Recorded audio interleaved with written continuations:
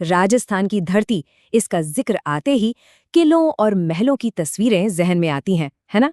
लेकिन इसकी असली पहचान जुड़ी है यहाँ के वीर लोक देवताओं की कहानियों से। आज हम उन्हीं 5 महान संतों की गाथाओं को जानेंगे जिन्हें पूरा राजस्थान पंचपीर के नाम से पूछता है। तो चलिए इस सफर की शुरुआत करते हैं। राजस्थान की संस्कृति में एक पारंपरिक दोहा है जो इन पीरों की पहचान कराता है। पाबू हरबू रामदे, मांगल्या मेहा, पाचू पीर पधारिया, गोगाजी जेहा। इस एक दोहे में ही उन 5 लोक देवताओं का नाम है, पाबूजी, हरबूजी, रामदेवजी, मेहाजी मांगल्या और गोगाजी। और इसी से अंदाजा लगाया जा सकता है कि ये पीर राजस्थान की संस्कृति में कितनी गहराई तक बसे हुए हैं। तो ये पंचपीर हैं कौन? ये राजस्थान के वो 5 सबसे पूजनीय लोक देवता हैं जिनकी कहानियां वीरता, आस्था और इतिहास का कह सकते हैं एक अनोखा संगम है। ये इस धरती की पहचान का एक अहम हिस्सा है। आज हम इनमें से 3 प्रमुख पीरों की कहानियों में थोड़ा और गहरा उतरेंगे, जिनकी गाथाएं आज भी घर घर में गूंजती हैं। तो हमारी सूची में सबसे पहले हैं गोगाजी चौहान, जिन्हें लोग सर्प योद्धा और जाहिर पीर जैसे नामों से भी जानते हैं। तो गोगाजी का जन्म हुआ था चूरू के ददरेवा में। उनके पिता का नाम जेवर और माता का नाम बाछल था। उनका विवाह कोलोमंड के राजकुमारी केलमदे से हुआ और उनकी समाधि, जिसे धुरमेड़ी या गोगामेड़े भी कहते हैं, हनुमानगढ़ में है। गोगाजी की वीरता की कहानियां आज भी लोगों को प्रेरणा देती हैं।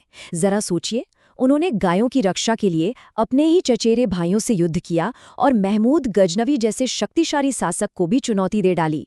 कहते हैं कि उनकी बहादुरी देखकर गजनवी इतना प्रभावित हुआ कि उसने उन्हें जहरपीर यानी साक्षात संत कह दिया और आज भी उन्हें सर्पदंश से बचाने वाले देवता के रूप में पूजा जाता है।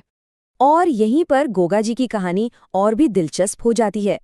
देखिए, वो एक हिंदू लोक देवता हैं, लेकिन उनकी मुख्य समाधि जो गोगामेड़ी में है वो मकबरा शैली में बनी है, जिसके दरवाजे पर बिस्मिल्लाह लिखा हुआ है।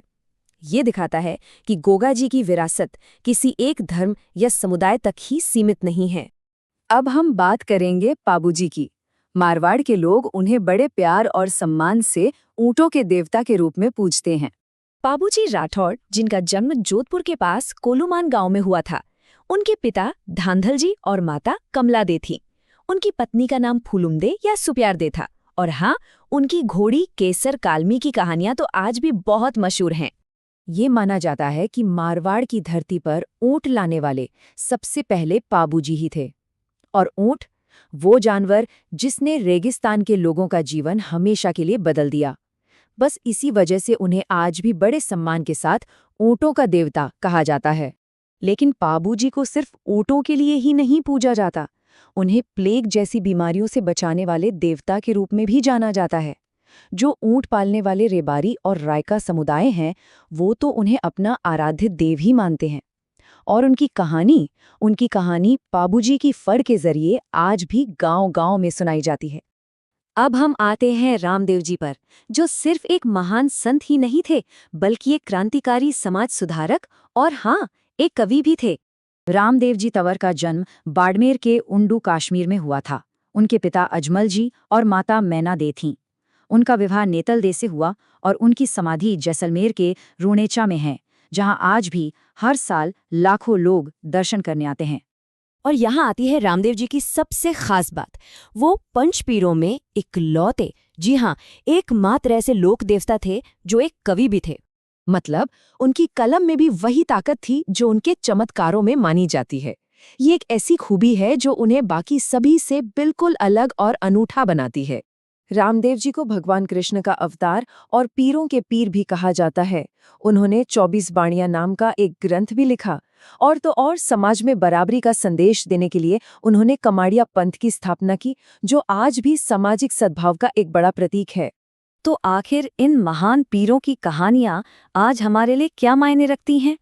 ये पंचपीर सिर्फ देवता नहीं है, बल्कि ये साहस, त्याग और सामाजिक सद्भाव के प्रतीक हैं।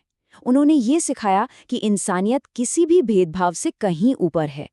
शायद यही वजह है कि उनकी कहानियां सदियां गुजरने के बाद भी लोगों के दिलों में जिंदा हैं।